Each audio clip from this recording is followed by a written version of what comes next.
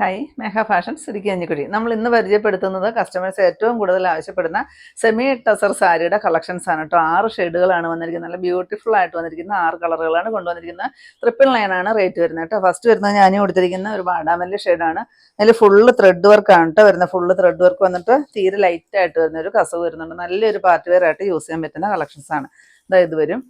Second colour വരുമ്പോഴത്തേക്ക് ഒരു navy blue ഷെയ്ഡാണ് കേട്ടോ വരുന്നത്. ഇതിൻ്റെ എല്ലാം ഫുൾ വീഡിയോ നമ്മൾ യൂട്യൂബിൽ അപ്ലോഡ് ചെയ്തിട്ടുണ്ട്.